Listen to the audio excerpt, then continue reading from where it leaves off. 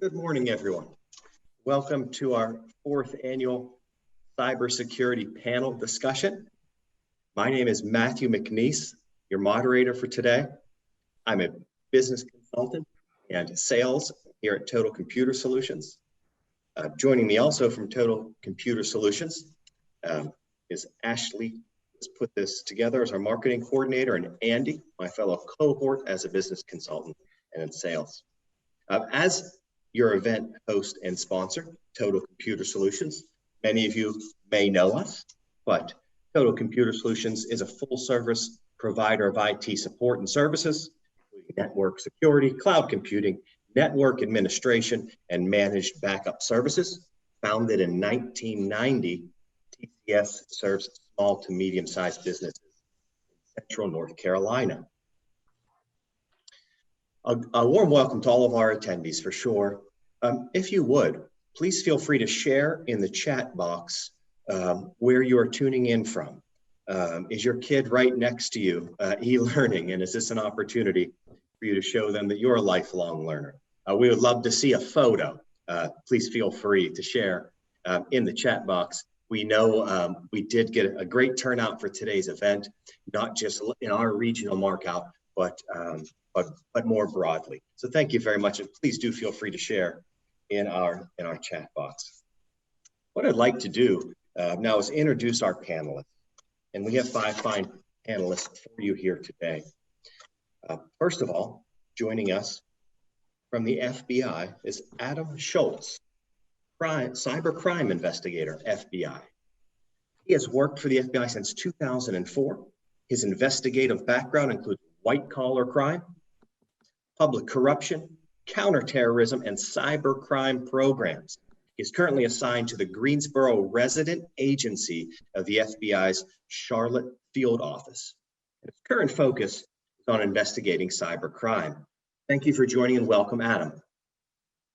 Our next panelist is Karen Schaede, partner of Revolution Law Group, who has practiced healthcare and employment law in the Carolinas since 1992.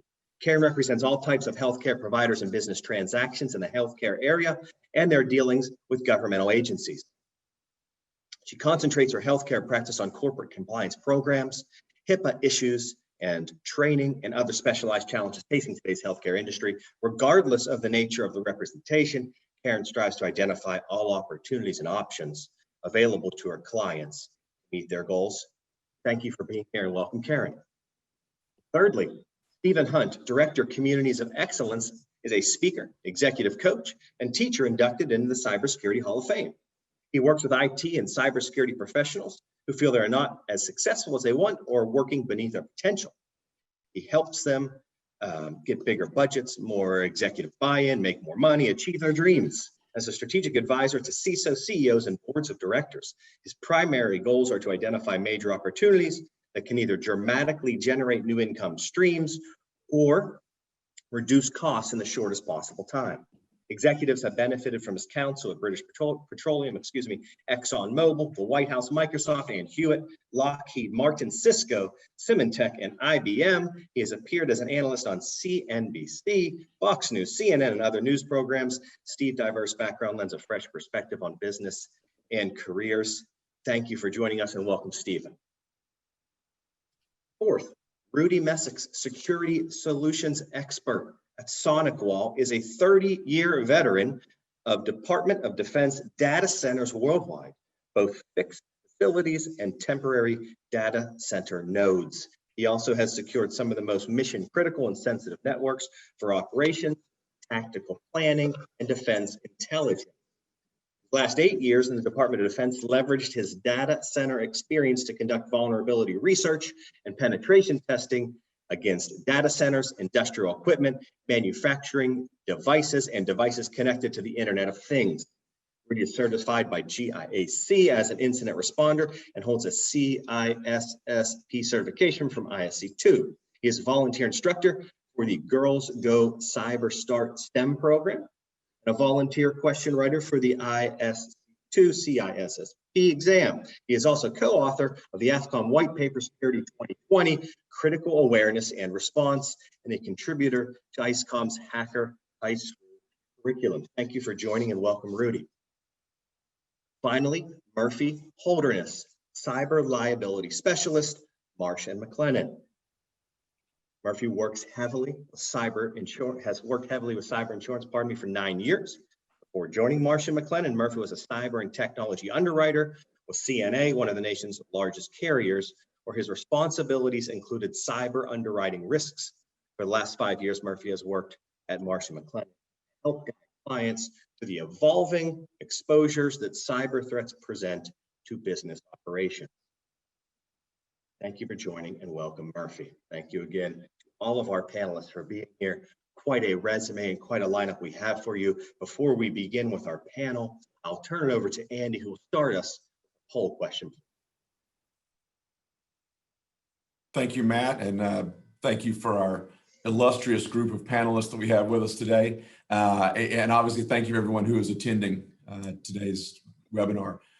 Did want to start with the following poll question. Have you experienced a breach or attempted breach within your organization? This could be ransomware, this could be an external attack, but if you guys would just give us an honest answer, no one's names are visible to the public, but would just like to get a feel for how many have experienced some sort of breach or attack.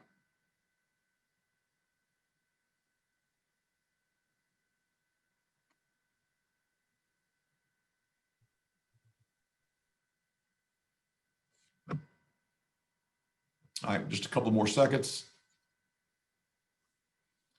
All right, interesting responses. It looks like we're pretty well split. 38% say that they have experienced a breach, while about a quarter of you are not sure. Those of you who've answered no, which is about 36%, I would offer, and your panelists will probably tell us, you're just not aware that you have. So I think part of today's message is that these breaches and the attempted breaches or ransomware attacks are often so well and so cleverly hidden that you're not aware of it. So hopefully that polling will get us started. Matt, I'll go back to you and allow you to lead us through our day. Thank you, Andy.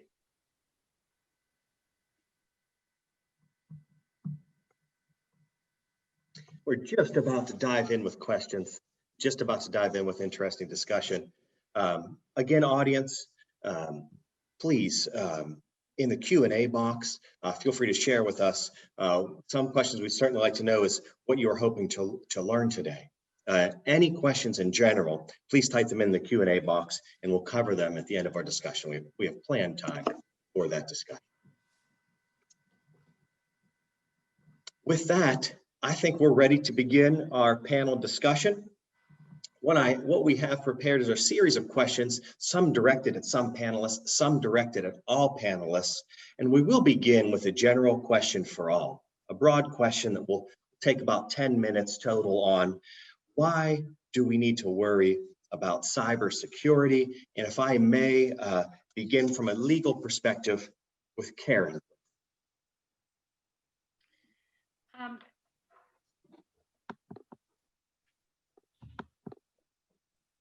Can y'all see me? I have a big old block.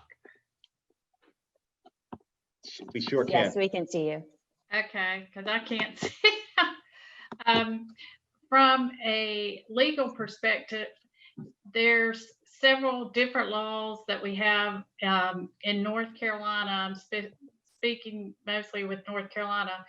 We've got our identity theft laws, along with we have other federal laws that in the healthcare industry, most folks are familiar with HIPAA, but now you have to make sure that you're keeping private information, confidential information in storing, whether it's healthcare related or if it's related to data.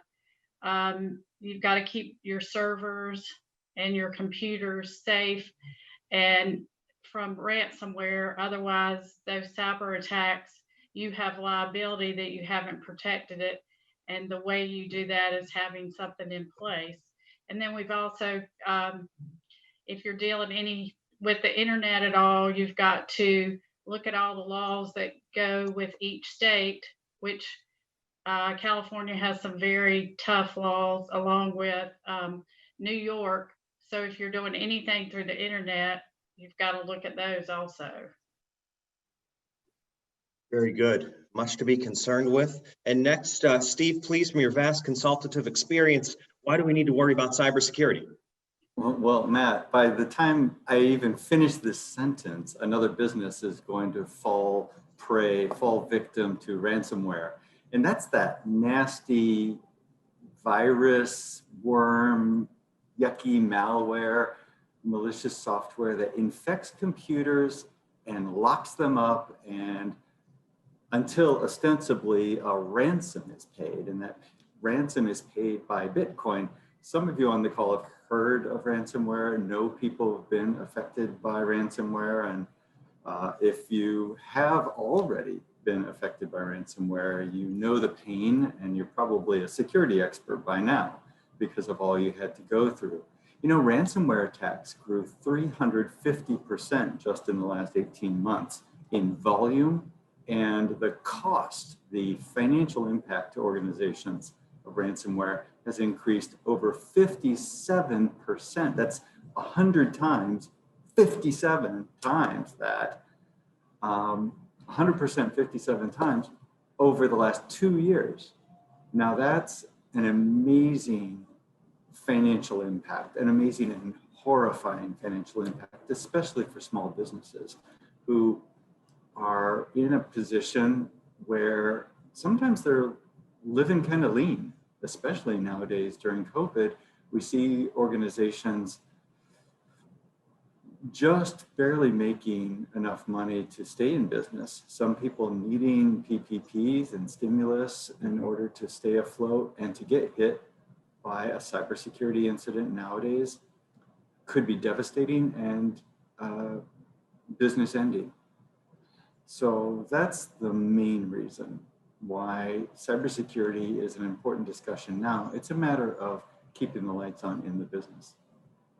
Wow, that's amazing. Some of those numbers that you share, Steve.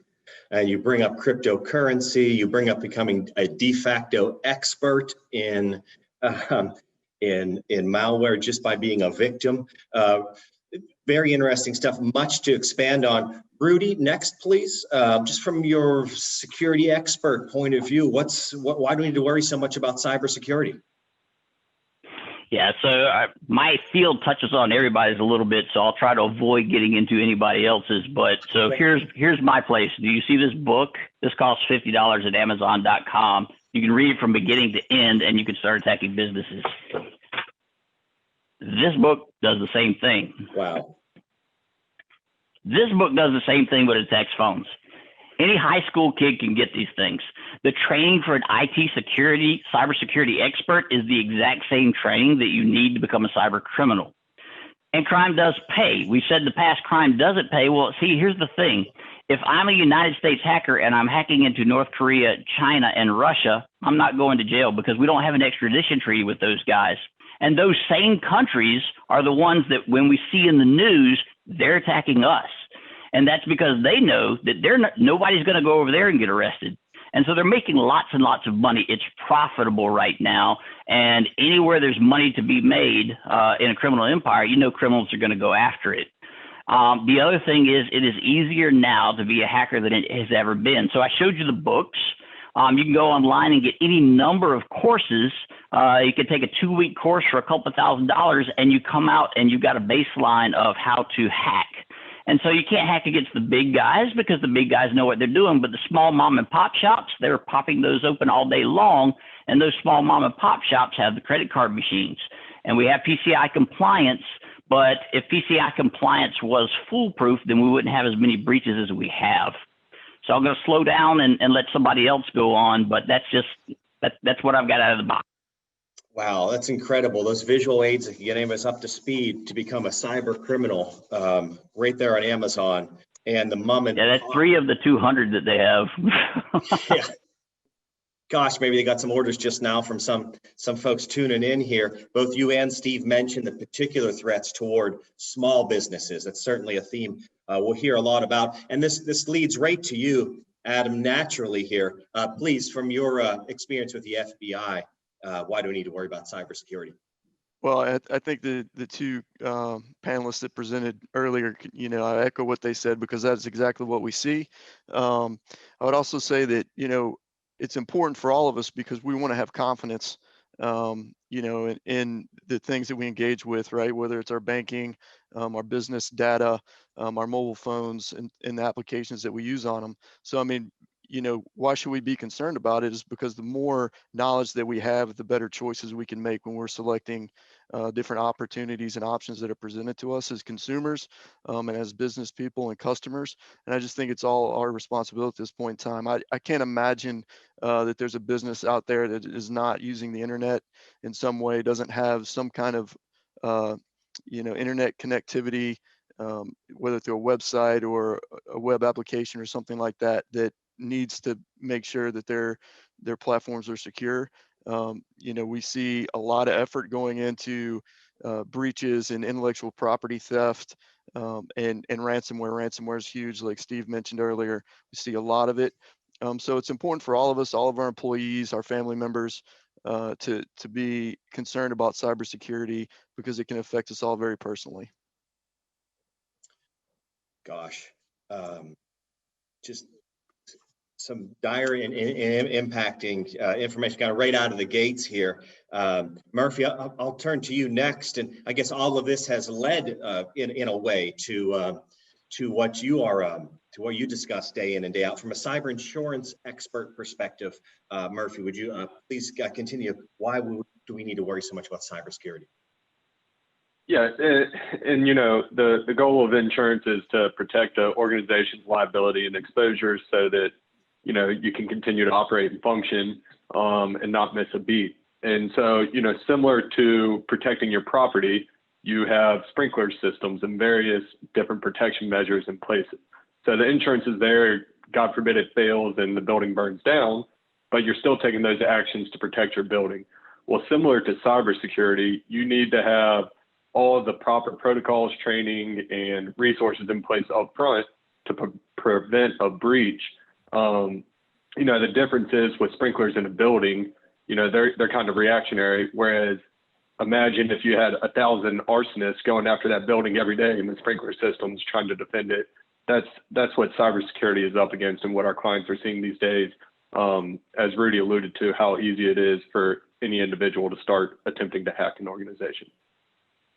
I wonder, from a historical perspective, Murphy, how long has cyber insurance kind of been as big as a thing as it has grown to be now? Yeah, it's ever evolving every year. As the threats become more and more complex, as technology changes,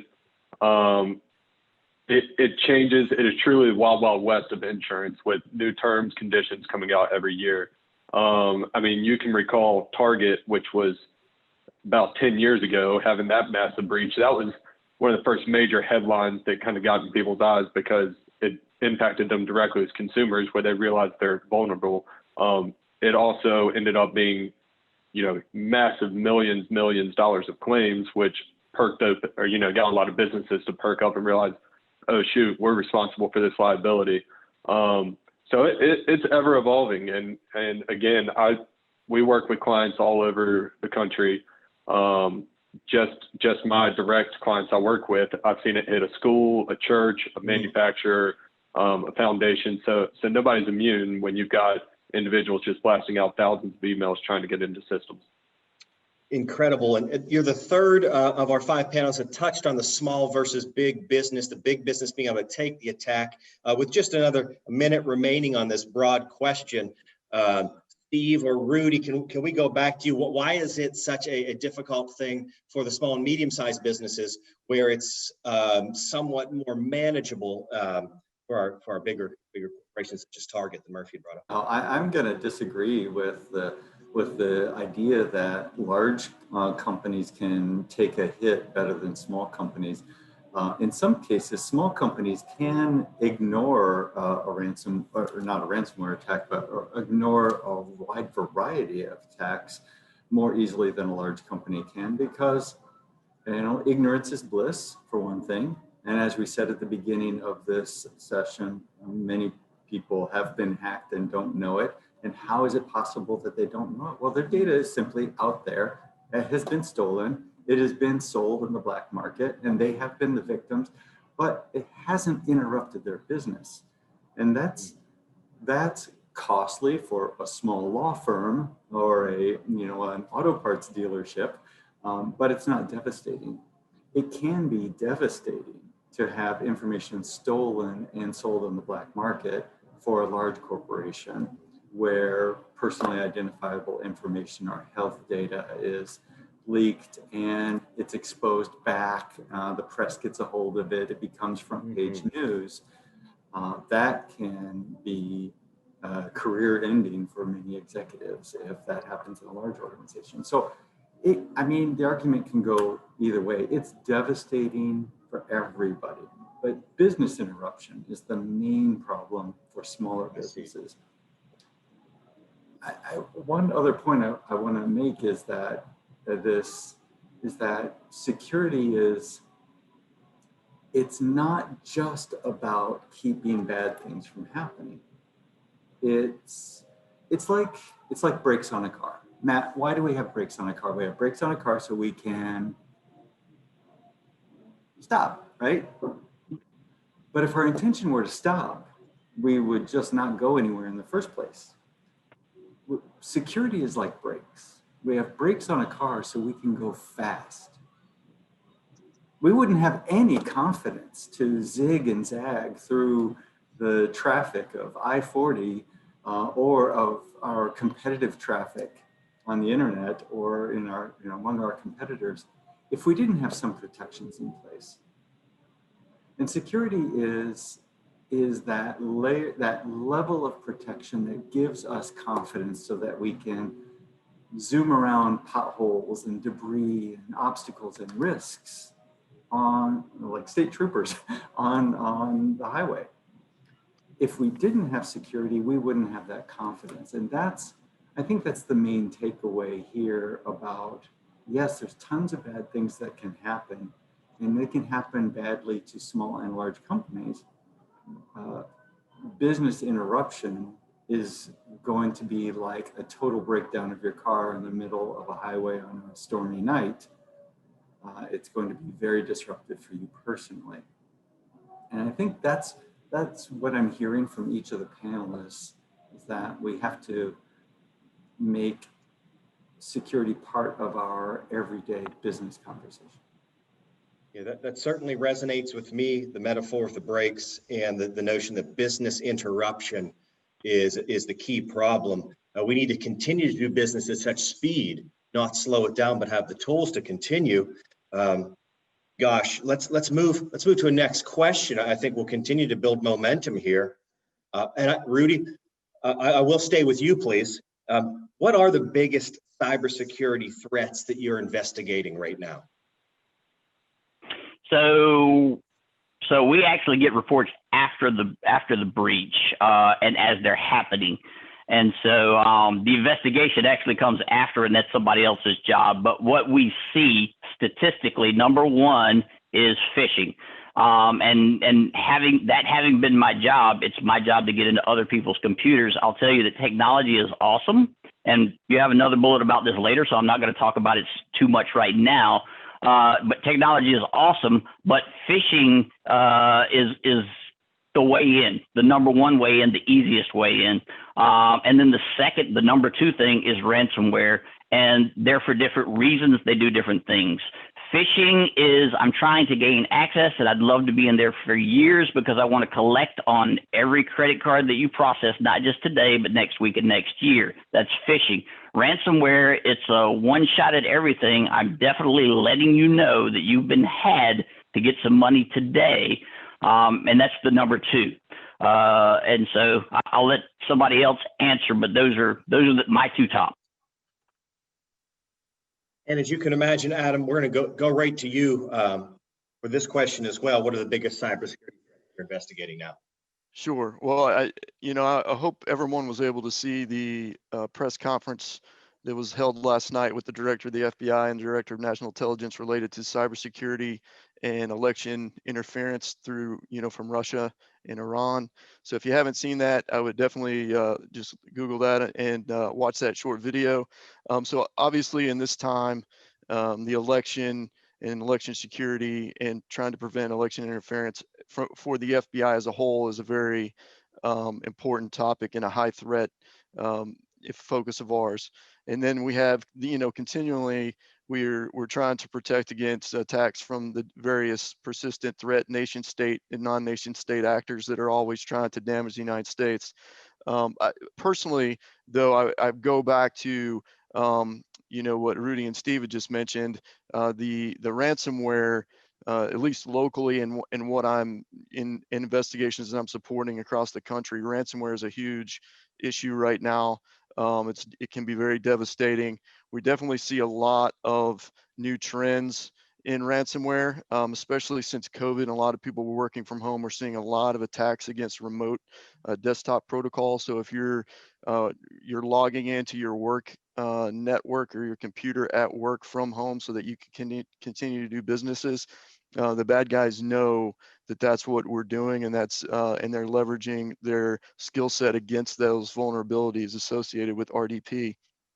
I would also say from ransomware perspective that we're seeing what we would say consider like a time on target. So, once they have access to your network, they're sitting there longer trying to collect your valuable information, your intellectual property before they do a ransomware attack. And they try to export that off of your network to somewhere on a shared drive somewhere. So what I would say with ransomware is that if you have a ransomware incident, you should also consider the fact that you probably have a data breach as well. That's the trend that we're seeing. And a new and emerging trend is denial of service attacks against ransomware victims if they're not negotiating. We haven't seen that as much. I think that's kind of on the newer end of tactics, but definitely the data exfiltration and the ransomware attack are very, the statistics on that are very high at the moment. Also insider threat. So I would say I have investigations in intellectual property theft from insiders who have been let go from a company and then have either taken data with them when they leave, or they have not been removed from accesses that they had while they were employed, and they've gone back after the fact and leveraged those accesses. So I would say, if you're a company and you have employees, is continue to assess what accesses your employees have, whether they need those accesses, and then make sure you have a good policy within your human resources division to address those. If someone's to leave the company, how are we addressing what accesses they have, and that we're making sure that data stays secure inside the company. So I would say those are the biggest things that we're seeing right now. Thank you for that perspective. Matt, let me, because please, yeah. I see that I actually missed my cue here. So I was supposed to talk about, is it possible to be breached and you don't know it? The answer is absolutely, and that's most common. The most common way that you find out that you've been breached is actually the FBI contacts you. The average person who's been breached has been breached for a period of around 18 months. That's statistically true from about 3 years ago. I would say that today it's probably longer because we've gotten better at staying inside your network. How does the FBI find out? They find your data out there, exfiltrated on the internet when they busted somebody else, and they come back and let you know. So I apologize for missing that. I'll turn it back over to you. No, very good perspective there. And it kind of brings it home to think about that. I mean, the FBI called because your data has been floating around and they're the ones that discovered it. And it goes back to your point too about, Rudy, when you held up those books, that we have the same type of training on both sides, which is its own thing to think about for sure. We're going to stick with this train of thought here, Rudy, with you and Steve and Adam for a moment. Don't worry, Karen and Murphy, we're getting right back to you for what you're doing proactively and reactively as well. With this momentum here, we've already said it. And Rudy, sticking with you, and you have already said it, I think among others, that it is possible. So we know it is possible to have a security incident and not be aware of it. But the question is it possible to have a security incident and not be aware of it? And I hope it's okay if I act like that, even though I know that it is here already. But please tease this one out for us a bit. Yeah, so this is what we talked about before. And so can you have a security incident and not be aware of it? Of course you can. And in fact, that's the preferred way to do it. As far as going back through the years, hacking's been around for 60 years. And that was the primary reason for it, was to get into a network and get access to resources that you didn't own, or steal resources that you didn't own. Intellectual property, we've already talked about, that's happening today. Intellectual property about the COVID stuff is up for sale. So if you're doing that kind of research, and we know that in North Carolina they're doing a lot, then you're a target. And then a lot of people will say, you know what, we're a public library. They don't want anything that we have here. If you don't have anything else, you have computing power. And if I'm a crypto miner, I can take over your library network. I can use your 10, 12 library computers as I can bot them together as crypto miners. And then your users come in and say, why is it so slow? That's why it's slow. You've been breached. You don't know about it. And they're using your resources for something else. And you weren't concerned about security because you said, we're just a library. Nobody wants to hack us. It's not true. Gosh, I'm hearing about crypto mining now after cryptocurrency. That could be a separate panel unto itself, I'm sure. Steve, do you want to talk a bit more about this not being aware of the attack as it's happening? You had mentioned that earlier as well. Well, Rudy made an excellent point about the phishing, and Adam expanded on it. You know, this phishing is a way of getting information from other people. Often it's credentials, passwords, so that the bad guys can log in and get more and more power in the network, drill deeper for whatever they're digging for, and to stay there as long as they can. Nowadays, the ransomware bad guys are using ransomware as a last-ditch effort to get some value out of an organization after they've been caught. Let's say they've had a successful phishing attack. They've sent emails to your users. Your users have clicked on those enticing links to get information about the next stimulus plan or some such thing, or to reset your Netflix password, which is almost always a scam and a phishing attempt. You click on one of those and some code goes on your computer, or they've asked you to log into your Netflix or log into something else knowing that you reused passwords. And suddenly they're getting more and more credentials and information about you, getting deeper into your network. Well, after a while, you or your security teams or some software upgrade might knock them out, might kill their access, the bad guy's access. And so what can they do on their way out the door? They press a button and detonate ransomware. That's what they're doing now. And while they're doing, they're taking some of your data with them and using it for extortion. So if you don't pay the ransom, they'll threaten to expose the data publicly on the internet. Now, ransomware, it will take down the operations of a hospital, a law firm, a city hall, a small company or a global enterprise, a shipping company, a credit union. I mean, it just goes on and on. And the victims of ransomware suffer not because they failed to protect themselves. We all have sonic wall firewalls, and we all have great antivirus. But it's because of the magnitude and speed that the hackers can move, that the attackers can move. It's simply beyond most companies' level of preparation. So if we're thinking about, can security problems happen and us not know about it, they happen so fast, we almost can't possibly know about it.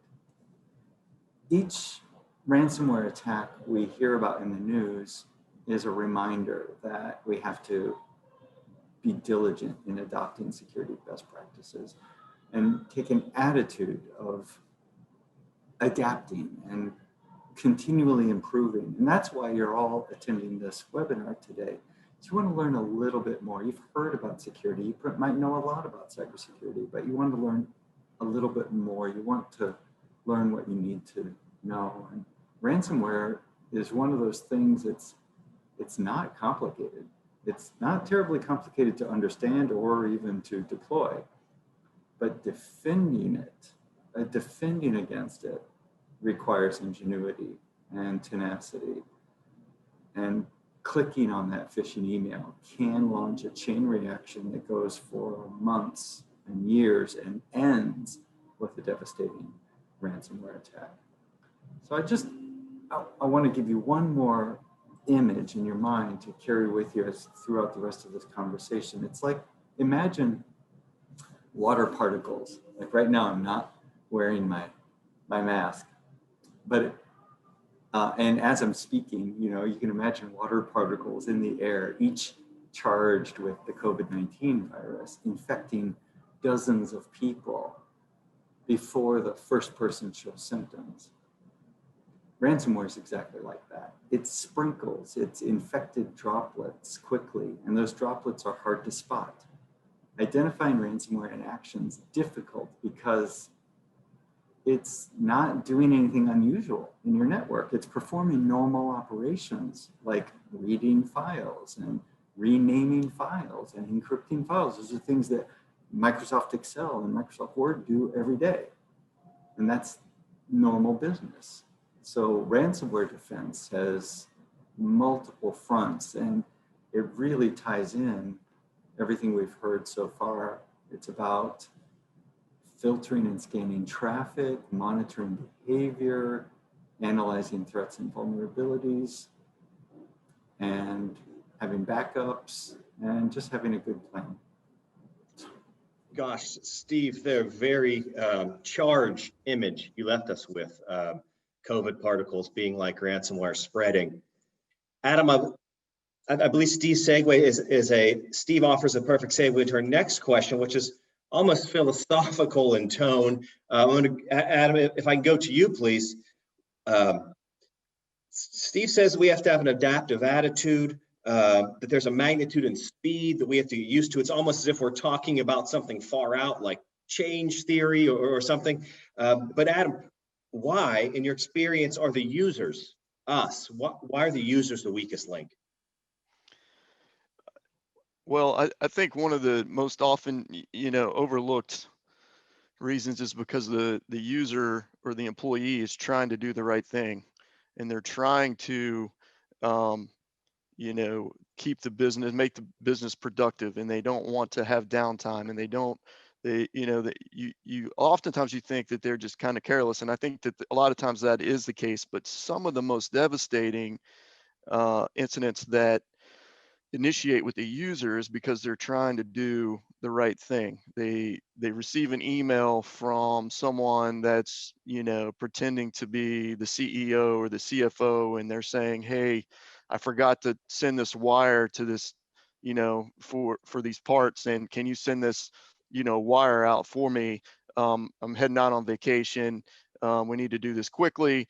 And that employee doesn't want to be the reason why the company fails to meet a deadline or to acquire the parts that they need. And so they send the wire, and then the next thing that money's overseas in the hands of somebody that shouldn't have it. Another example that I've seen is in reference to a ransomware attack where an employee came into the office. They weren't an IT professional, but it was because it was a small business. They kind of wore a lot of hats, and they came into the office early in the morning because people were having a hard time, clocking in their time and attendance. They couldn't access, that program on the network, and so they came in and they realized that they were having network issues and they couldn't access the files. So that employee took the online backup, thinking they were going to reinstall the backup to the network, and they ended up infecting their only backup that they maintained, and that was a critical mistake. But that employee didn't realize what was going on. They didn't have the technical knowledge to understand how to identify things that were probably, outside of their capability, and they wanted to keep the business up and running and support other employees. And so they ended up losing everything. The business was, lost everything. So I think a lot of times it's for that reason. It's because, the employee wants to do the right thing and support the business and isn't aware of some of the telltale signs of that there's something bigger going on here. I need to call someone else. This is we could say that the road to this bad place you're talking about is paved by good intentions, certainly, Adam. Another just really impacting thing for us to think about here, myself as a moderator and our audience out there, how personal this is, that it is people ultimately. So of course, Murphy, I must ask then how important cyber security awareness training is for an organization. I assume that's got to be on the ledger somewhere as you assess. If you don't mind, how important is it for my organization out there? Yeah, it's critical. And so, we always want to, guide our clients and become risk adverse and make sure we're implementing this appropriate protocols to try and diminish the chance that we have a breach or an incident, whether that be a fire to a building or a cyber breach. The best way to do that is through training through your organization, making sure that your employees are aware of the risk that's out there, making sure they know don't click on a link. If you get an email that looks weird or asking for a bunch of money, pick up the phone and call them via a different method of communication. Don't reply to the email because you're just responding to the hacker. So dual form authentication. It may be an added expense up front, but taking the appropriate measures in advance, one, allows us to negotiate better rates with the cyber carriers. So there may be direct cost savings there. But we just had a claim this past month for a client where the extortion or the ransomware request alone was $1 million. And then on the back end, they've got forensics costs, they've got the business interruption loss. And so it ends up being a 7-figure event. And had they maybe invested an extra $5,000, $10,000 in training up front, making sure employees are aware, that situation could have been avoided potentially. And so, you can have the best practices in place up front, but if your employees aren't being cognizant and on the lookout for phishing and ransomware attacks, they're being naive if they don't think they're being targeted. Interesting. I guess as Steve had brought up earlier, we'll make sure we have good brakes on that car so we can go fast. And it occurs to me to call my auto insurance agent and let them know my brakes are in good order. Maybe I'll get a better rate. Rudy, I do just about wanting to move on, but I did want to check in with you on this question, please. How important cybersecurity awareness training is for my organization out there? Yeah, so actually my point is going to tie into the last 2 points and the next point. And so here's the test that you all need to conduct after you get done with this. Hang up, get your cup of coffee, and then walk around the office and ask each employee, if your mouse starts moving by itself, and windows start opening up, what are you supposed to do? I have yet to have a company pass that test. I've been into hundreds of companies, and if I tell somebody, hey, let's just walk out there to any random employee, I've yet to have anybody, the answer is always, I don't know. You have to have a policy that has to be written. So training is important, but let me back you up. The start of any cybersecurity program is a policy that tells what my training is going to be, how often it's going to occur. It also is going to tell you, who am I going to call when there is a breach? You're probably not going to want to investigate the breach yourself. So if you're going to investigate that breach, who is competent? You can't wait until you're breached to find that out. You have to have a list of all of the resources that you're going to call in the event of a breach well before it ever happens. You have to tabletop it and say, if we had a breach today, these are the things that we would have to do, and start greasing your wheels and get it in policy. And training is a big part of that. And continuing the training is a big part of that, because the week after you have your training, you're going to hire 5 new people. The week after that, you may hire 7 new people. So those people didn't get the training that we just did 3 weeks ago, but they're vulnerable. And because and it's exactly what Adam said before, nobody's letting someone in the door because they want to. They haven't been trained. This is my expertise. And if you listen to the news right now, there's a shortage of people that can do what I do. We talked earlier about why our small business is vulnerable. It is expensive to have a cybersecurity expert, and cybersecurity is not systems administration. That's why they have 2 different degrees in college.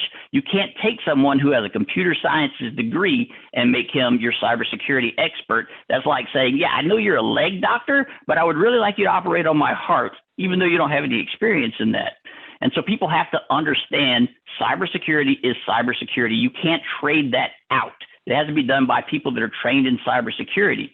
And your employees have to be trained in cybersecurity, not to that level, but they have to have a reasonable understanding of what's going on. So ultimately, if a breach happens and you haven't trained that employee and it's not in a policy and you didn't have them sign a use statement, then it's really on you, the company, not the individual. So back to gosh, excellent. And we know out there many on the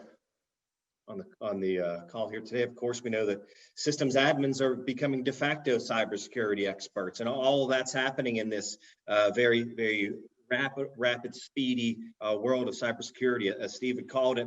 And of course, Karen, we want to go to you next because so Matt, go to let me jump in real quick on that point that you just made. I spent 30 years in the data center. 20 of those years were as a systems administrator. I was the top systems administrator. There was nobody over my head. I directed everything. Mm-hmm. I got moved over to cybersecurity because I had a strong Linux background. I thought this is going to be easy. I know everything there is to know about every system in the network everywhere. And I got over there and found out I was useless. It was an entirely different skill set to use. It was entirely, as a systems administrator, I did not have to know the IT network down to the packet layer. All I was doing was shifting packets places, but I didn't have to know what the tags in the packet were. And I'll tell you that most cybersecurity experts could not be a systems administrator if they tried, because they don't know how to create an account in Active Directory unless they're creating one during a breach to maintain access. And so that point that you made is extremely important. So sorry to take so much time, but I thought it was important to make that point. No, thanks for that highlight, underlining, just excellent material there. And of course, Karen, now we have plenty of time to set you up there now. Rudy said, you don't just need training, you need a policy, what, when, who to call. If we have a security event, who should I call first? Well, depending on how big an organization you are, you would probably call your IT person, try to see where it's coming from. Once you figure out what's going on, then I would say contact your attorney, because some of us attorneys kind of know what we're talking about. We know a little bit about cybersecurity. We probably don't know as much as Rudy seems to know, but we do a little bit of our homework because we want to do that investigation. And once we do that investigation, we're going to decide who do we notify from there. We don't want to go off on a tangent and make sure that we start notifying people until we really have things under control. Once you do that investigation, figure out what's happening, then you want to call whoever your insurance agent who has your cybersecurity policy, because you've got one in place. From there, you're going to figure out how much is this going to cost me. I have to notify people. Hopefully, when you think about it, usually you're going to have to notify anybody that was affected. And the fact that you've got to notify all those people becomes a very expensive proposition, not to mention anything that comes with any fines connected with that. So like I said, I think it would be the IT person. Once you figure out what's going on, then you contact your lawyer and kind of let your lawyer be your point person. And Karen, I'll add on to that because I found out when you go and do this through your lawyer, you're protected by attorney-client privilege, where if you go straight to the agency not through your lawyer, you're not. So call your lawyer first. Well, and Adam can probably jump in here too. Usually we notify the FBI, and the way we notify them depends on what's going on. It's not necessarily a telephone call. There's different ways that you do it, but usually if you've got an occurrence, the FBI wants to know in order to track what's going on in the area. Yes, please jump in, Adam. Let us know from the FBI perspective how this works when there's a breach. Sure, absolutely. So I have no disagreement there with the order of notifications that's been presented. I would suggest that as far as notifying us, when you have your legs back underneath you and you've identified, what is going on, and at some time, and then, in the first 24 or 48 hours, you reach out to the FBI, especially with a ransomware incident. And the reason that I would say that is because we have, most likely we have historical knowledge on this cyber actor group. And the reason we have that historical knowledge is because other victims have provided us and worked with us in the past. And so we were able to determine, based on what particular group that we're dealing with, how they respond to negotiating ransom payments, how do they respond with not meeting deadlines that they set.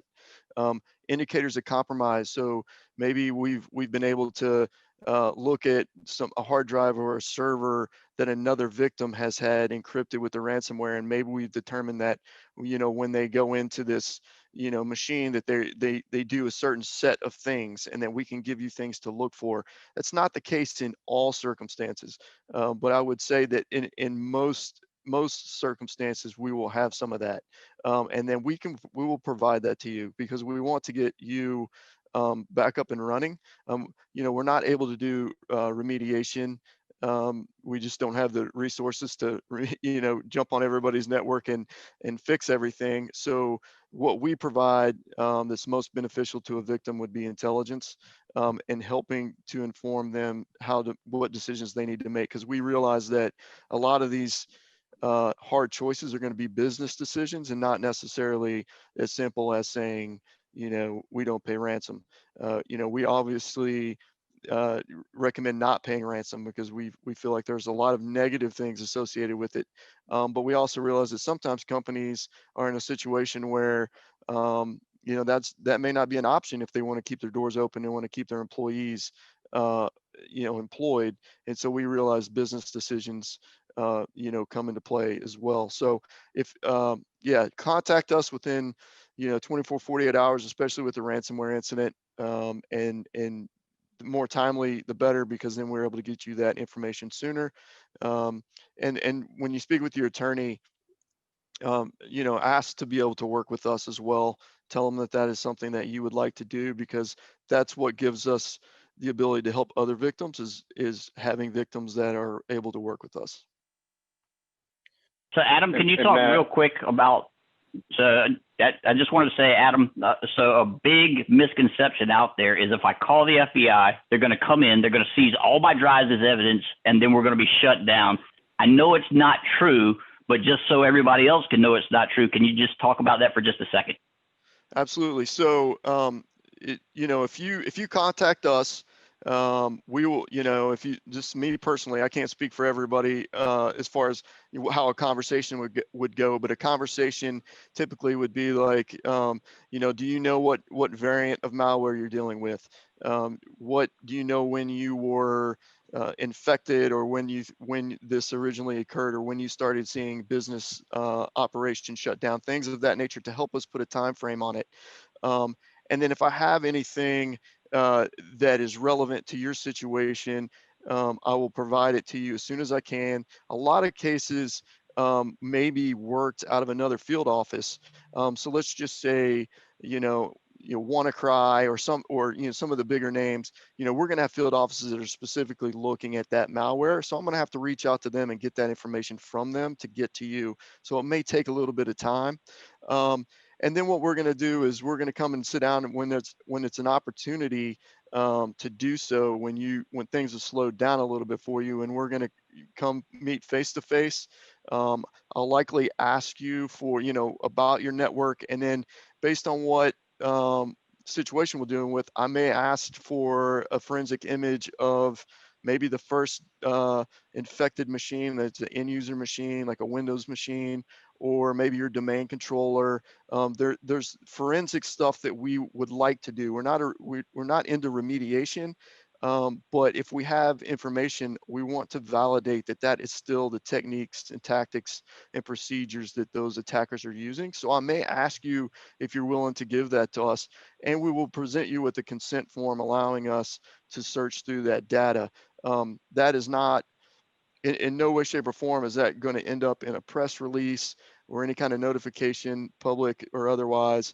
It's an opportunity for us to, confirm what we believe about these actors, hopefully identify them, and what what infrastructure they're using, things of that nature. If that's not something that you are capable or willing to do, or your legal counsel feels is appropriate, there's other information like your logging stuff that you maintain that may not be a forensic image of a computer, but may be something that is still beneficial to us. And we want to have that conversation. If you have concerns related to what's on those computers, then we'll have those conversations with you, with your legal counsel, with your insurance company, and hopefully come to a resolution that hopefully everyone is satisfied with. Very good. And Matt, if I can have one more piece on this real quick. Rudy touched on it earlier. Have a plan written out and make sure that plan is not stored on the computer. Make sure it's printed, because, first thing you try and do is go into your IT system, look up who my insurance agent is or who my lawyer is, and you can't access your computers. So make sure it's printed out. The other aspect I would add is that a lot of the hackers, these are smart individuals. They target, skeleton crews, or, at 10 o'clock on a holiday weekend, hoping to get someone inexperienced in the office. So making sure everybody in the office again knows where to go. And then last point, in addition to calling your lawyer, call your cyber carrier. They have coaches that will help guide you and walk you through it. They want to limit their exposure as well as limit your exposure. And it's very real when the client is looking at a clock that's counting down saying all your data is going to be deleted in 2 days. The carriers will coach you and guide you through it and make sure you're discussing with legal and the appropriate organizations. Very good. And before we circle back to Steve to get into some ideas on, actually protecting my corporate network, let's stay with the compliance just for a second.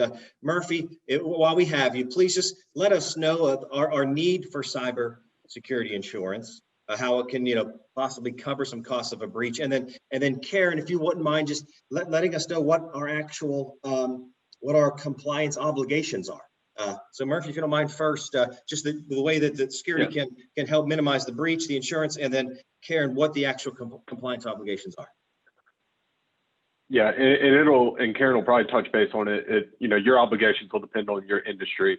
The policies, if structured correctly, will provide the credit monitoring for the impacted individuals, the notification cost, any third-party damages, as well as your first-party losses as well. And so, the policy is there for if the wheels come off the track. And then your obligations, I'll let Karen go further into it. Again, depend on what your business is doing. Wheels come off the track. Gotcha. Yeah. Karen, what are our compliance obligations? And as Murphy said, it depends via industry, but what are obligations? And it's still muted. Everyone was breathing a sigh of relief, thinking, okay, we didn't have as many obligations as I thought, but no, seriously. Karen, go ahead.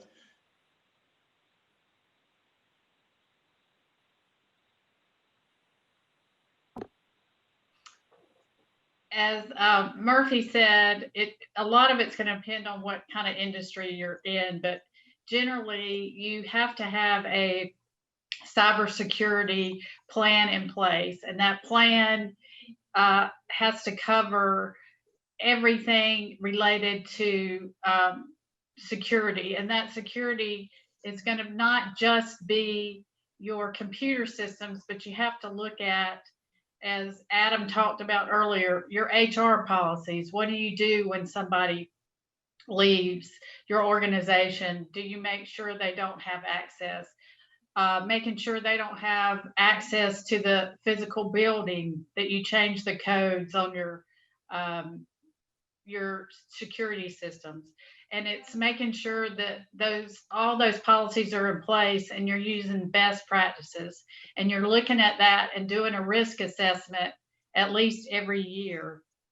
And once you do that risk assessment, you're looking at where your vulnerability is and addressing those policies, because it should be something. I know in the healthcare industry, a lot of us are familiar with HIPAA, but you're supposed to be making all those policies very fluid. They shouldn't just sit on the shelf and you address them once a year. It's something that you go back and look at constantly, because if you ever do have a breach and something does happen, the first thing that's going to be asked is, what kind of program did you have in place? And that program needs to be adapted to a 3-man shop all the way to a large organization like Target. So you need to make sure that you're addressing everything in that.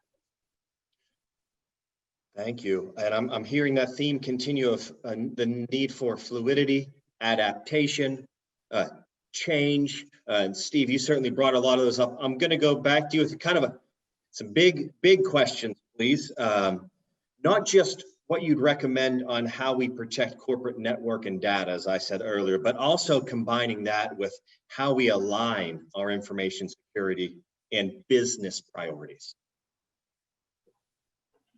I want to go back to the brakes on a car metaphor. If you drive a Prius, if you ever noticed, the brakes, the front disc on brakes on a Prius is pretty small. There's not much weight. You're not going very fast. It's easy to stop. But on like an Audi S7, that's got really big discs. A Ferrari even more. And so you want to match security to your business. You want to match security to the goals of your business. So if you have, if you drive very moderately, like the little old lady from Pasadena, you need little brakes.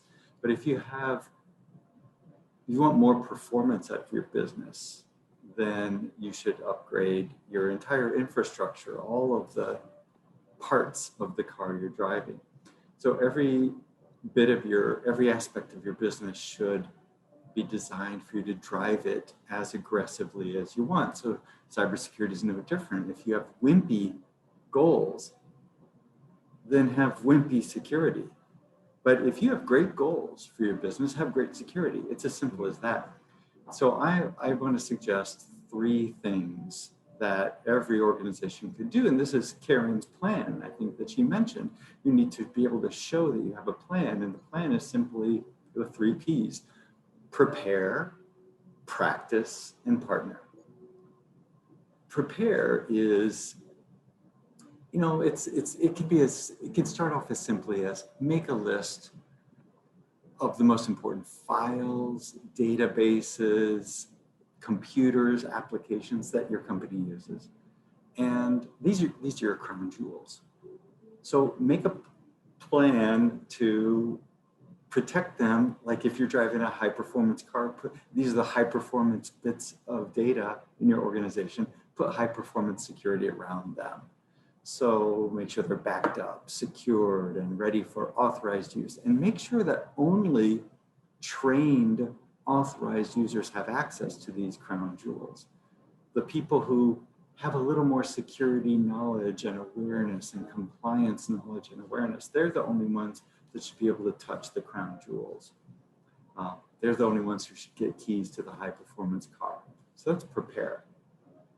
Practice has been echoed throughout this webinar so far as it's like teaching everyone in the office how to recognize bad things. It's just like when you learn how to, you're driving down I-40 and you learn how to recognize an unmarked state trooper's car. Like you get some skills over time. You know how to predict North Carolina. I said Connecticut, I meant North Carolina state trooper, North Carolina drivers' habits. You know how to predict these things. And so you can learn how to recognize malicious emails, recognize malicious links and websites. But the important thing is to practice. Practice makes perfect. So give the members of your team an opportunity to practice. There's software out there that helps you to practice, not really testing, but encouraging people to learn how to identify malicious emails and links. And keep doing that continuously, iteratively. And so when something bad happens, some malicious link comes, it'll be no big deal. And the third is partner. The most important business activity that you should do is partner with other people who take your business as seriously as you do. And that's attorneys and IT support and cybersecurity advisors. Now, these people have skills that will complement what you do in your business. So I think prepare, practice, and partner, and match security to the ambitions of your company. Very good. I've got the 3 Ps down for sure. We've been talking about them, as you said, throughout. Andy, we're trying to get you by 10:15, so you're probably don't even want me to ask the last question that I have, which is, if I have heard nothing else today, what is one thing you would want me to take away? Because it's just such a rich discussion here. I am going to ask that, Andy. I'll do my best to stop the final question right around 10:15, everybody. But I've heard nothing else today, panelists. Speaking as your audience, what is one thing you'd want me to take away? We can go Karen, Adam, Murphy, Rudy, Steve. Well, I think that the biggest thing takeaway is, I would say, is involve your lawyer in this process. Don't forget to contact your lawyer. Very good. Adam, we're almost afraid to ask you this one, but if there's nothing else what's one thing you'd want us to take away? I guess be gentle on us. No, I'm just kidding. What would you want us to take away in all seriousness that we may not have discussed here today? No, I think just having discussions about cybersecurity at the highest levels of your company or your business, so that it is regularly discussed. Because I think if it's not, obviously the investment's not going to be there, and also the awareness. So if you have any role in that, or you're a manager of something that's sensitive for your company, make sure that you're discussing cybersecurity. Murphy, what would be one thing you'd want us to take away? Thank you, Adam. Yeah, have a cyber insurance policy similar to driving. You're not going to drive without auto insurance. A lot of states are starting to require it, again, similar to auto liability where it is mandated. But having an appropriate policy in place can respond. And then just 2 quick tidbits. I'd leave you to check your current policy if you have one. Make sure mobile devices are not excluded. With everybody working remote, you want to make sure that the policy extends to everybody's mobile phones. And then also make sure there's no dual authentication requirement for social engineering claims if anybody's voluntarily sending money via a phishing scheme. Just double check those 2 points. That's the most prevalent claims I see. Okay, and there could be some clarification, but you said no dual authentication, excuse me. For what point was it there, Murphy? Yeah. Sorry, for social engineering on a phishing. So if you think that Matt's asking me to send him money and I'm sending him money, but it's not him, some carriers will exclude it if you didn't verify it via a different method of communication. You can get the majority of carriers to remove it. So just double check your policy. You want to make sure you got the coverage. Thank you. Rudy, if nothing else today, what's one thing you would want us to take away?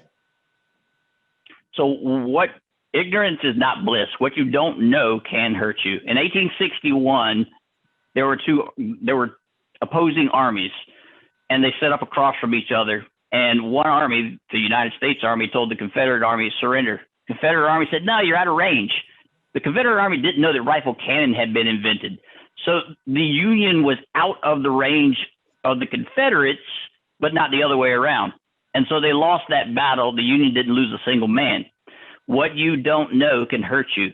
I know you don't want to talk to vendors. I know you don't want them spamming your email address, but here's the deal. There's stuff out there that has been invented that will save you from the attack that you're going to get next week. When a vendor comes in and tells you about these things, if you don't like the guy, ask another vendor in, or bring him in, let him present his stuff, kick him out, say, "I don't want to see you again for 6 months." But you have to keep up with what's going on. It is my job to read the news, to study the reports, to know what the attacks look like, and to know how that stuff, again, down at the packet level happens. So if I have to do this and it's part of my job, why not call me in and ask me what's going on? Am I vulnerable to this? Am I vulnerable to that? And it doesn't have to be me. It can be anybody, but there are people out there to help you along. And so even more than that, though, do that policy, get that list of people, those resources that you need ahead of time, and have a plan. That would be it for me. Very good. And Andy, we are getting to you, but please, Steve, if we've heard nothing else today, what one thing would you want us to take away? This is the end game. We're trying to make security, any security incident, no big deal. That's the whole point. It might cost you a stroke on the 12th hole, if you do something wrong. You might get a point on your driver's license if the trooper catches you. A ransomware attack might slow down your computers or communications for a day or two, but your business will be resilient enough to keep going. That's good cybersecurity. So security is there to help you to unleash the potential of your business to thrive amid risks. So well said there, Steve. So well said, everyone. Glad that we asked that for sure. Andy, we're just a moment over for you. I know you must be ready there for our Q&A. Can I turn it over to you, Andy, please? Absolutely, Matt. Thank you for your moderation skills today, and obviously to our panel as well. We do have some questions that I would like to pose to the panel as we conclude, and these do come from our attendees today. And I'd like to start, if I could, with Karen, and then follow up with Murphy. And it really is on something we touched on earlier.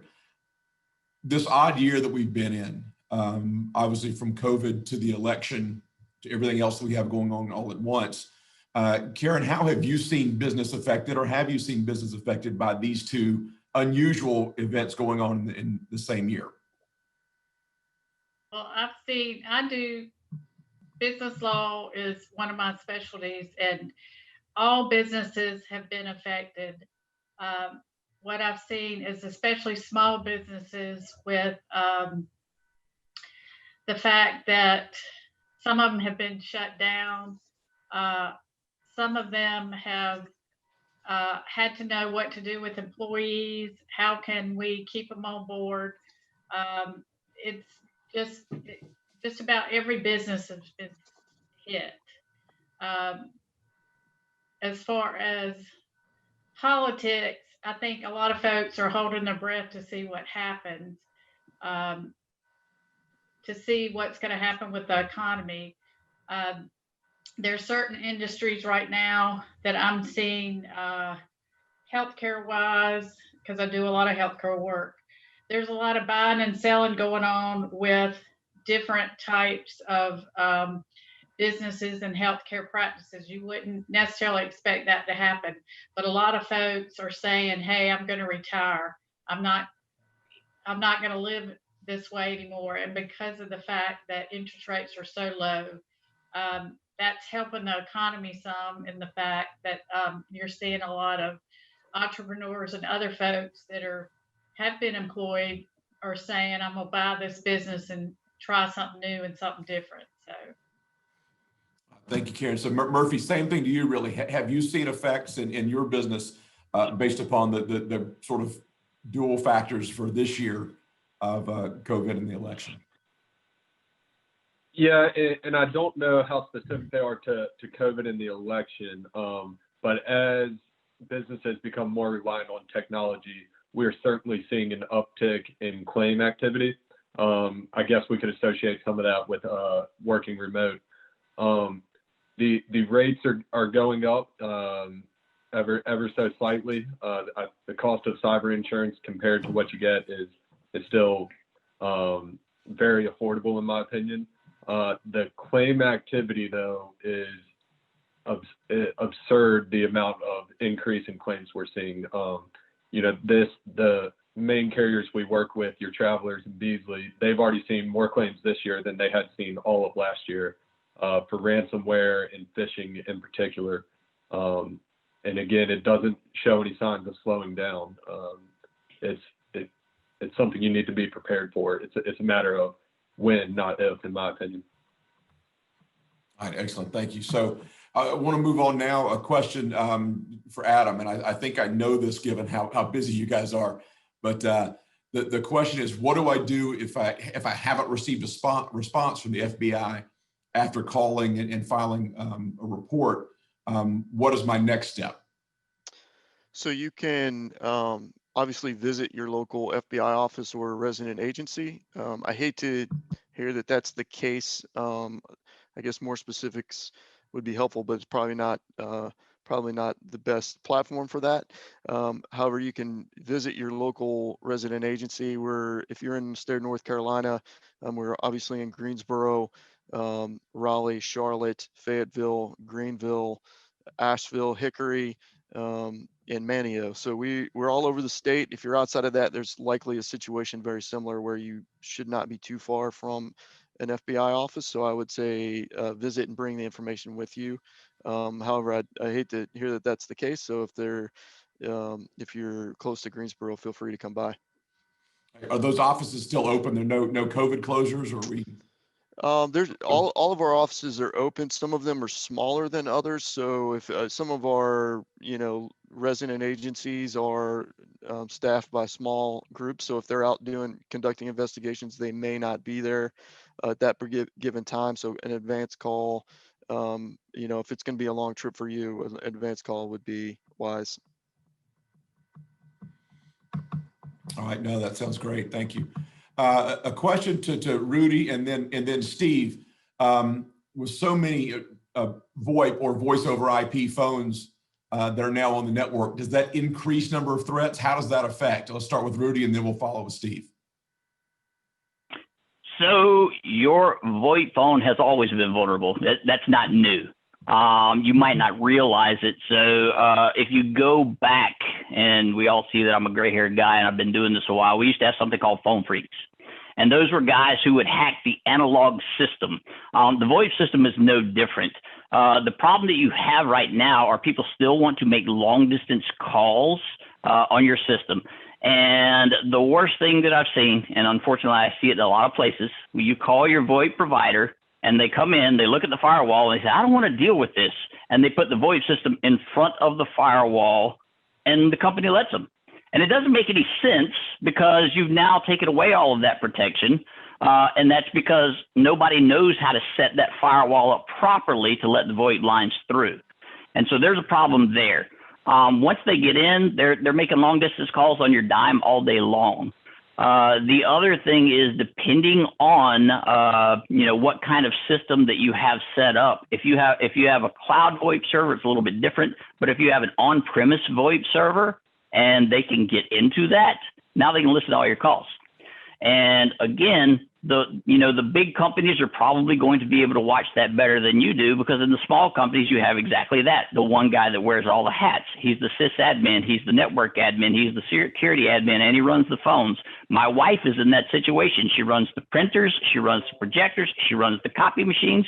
How does one person manage all that for a 200-person staff? And the deal is she doesn't. She's putting out fires all day long. And so, you have to be careful of these things. Again, get help, get a policy, and get advice. Excellent. I Steve, have nothing to add. That was great. all right, well, that was easy. Have another quickly, Karen, this would come to you. And it refers to the type of attorneys that one would need. If it's a personal cybercrime case, what kind of attorney should we look for? Is it a criminal defense attorney, or is it rather, the right time of a kind of lawyer rather to contact if you have had a breach?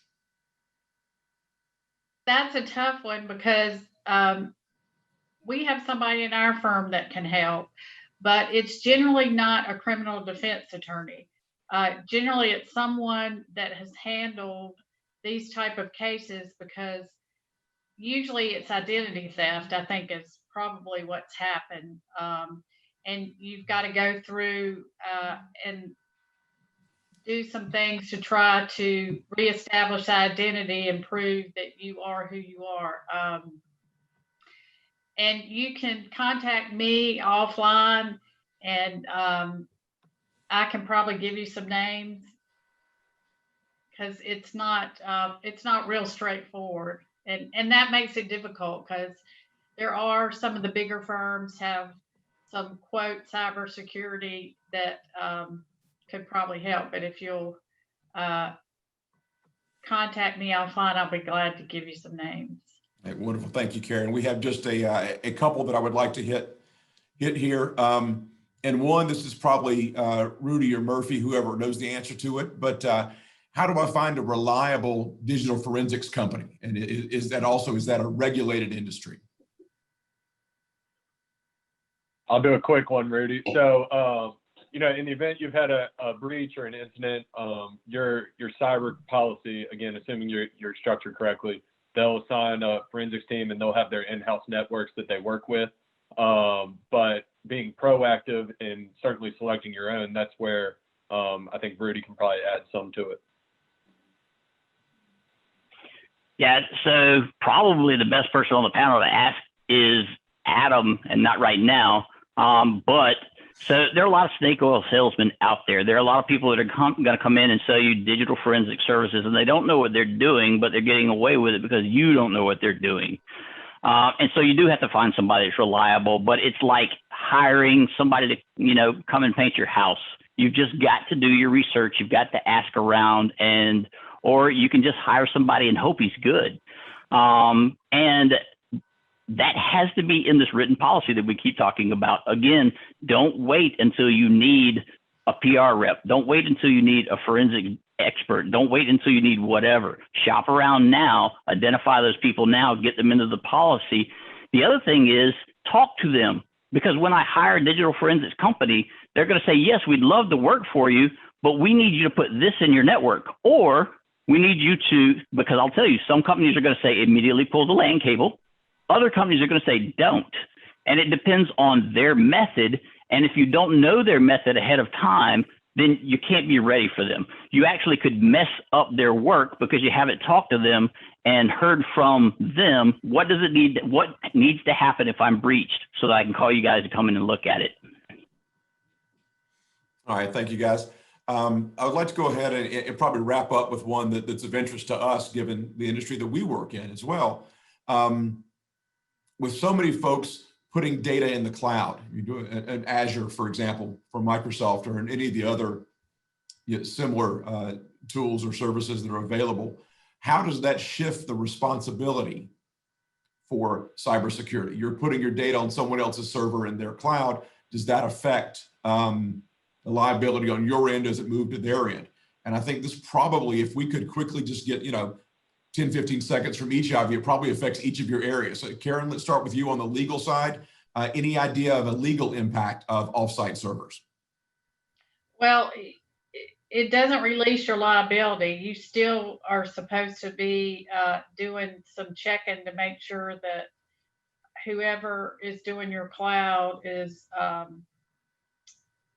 they have their security in place, and so you have to do your homework, but you still have to have things in place on your system to protect it from a situation of somebody getting into your, even though you don't necessarily have the servers, you have to keep someone from getting into your network. Thank you, Karen. Let's follow up with Murphy on that. Give me just a 15-second idea of how it affects from an insurance standpoint. Yeah, as Karen alluded to, at the end of the day, your data is your data, regardless of where you've decided to place it. And so having the policies to respond to protect that are great. I would recommend reviewing your contract and the insurance requirements and language in there in the providers you choose, just to make sure everybody's clear on who's responsible for what. But at the end of the day, you are responsible for your organization's data, regardless of where it is. All right, I'm sensing a theme here, Rudy. I've seen you nod and give a thumbs up. Are you in agreement that that's the responsibility trail we're following is back to the owner? Yeah, so you are responsible. I'm putting the screen up real quick just to illustrate this point, and I'm coming at it from a different angle. This is why you have to call your lawyer every time you do something.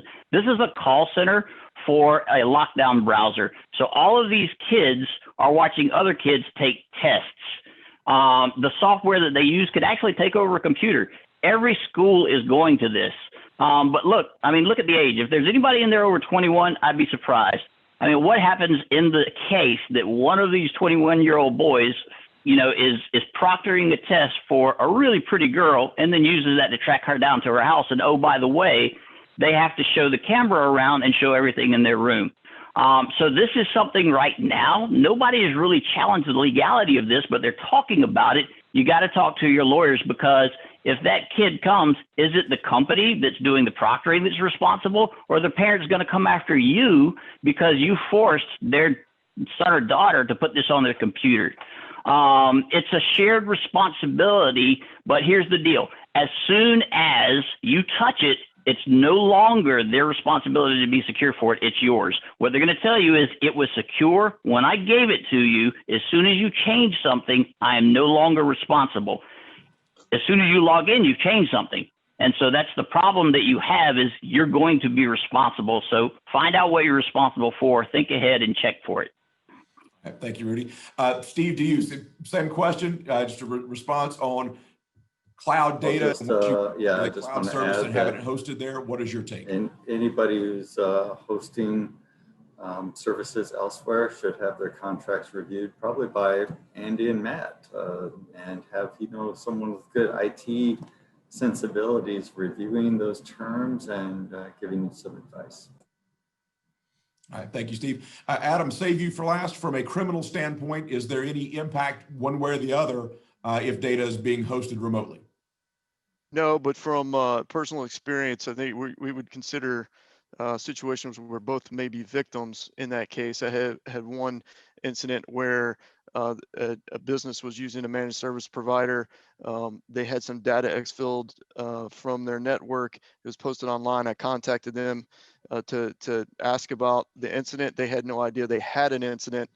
They gave me the contact information for the managed service provider who I contacted, and they said, well, we had a network problem that we mitigated, and we got them up and running, so they were never notified.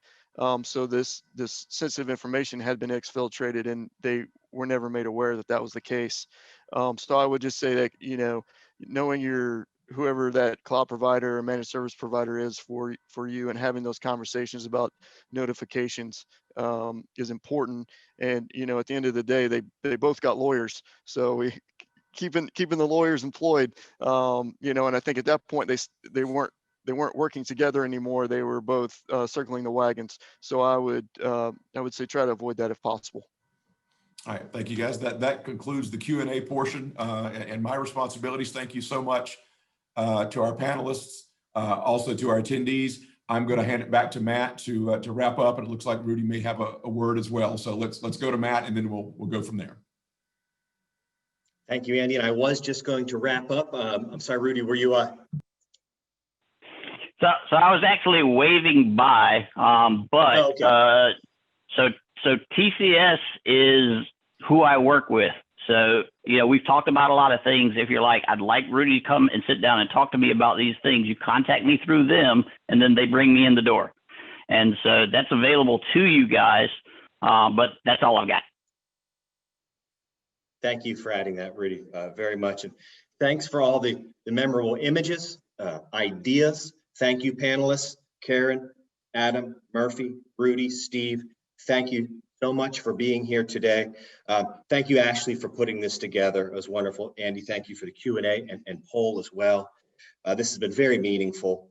And thank you to all of our attendees. Please feel free, as Rudy was just saying, to reach out to us as we strive to remain proactive with security for all of your companies, organizations, and entities. So thank you all, and have a great business day.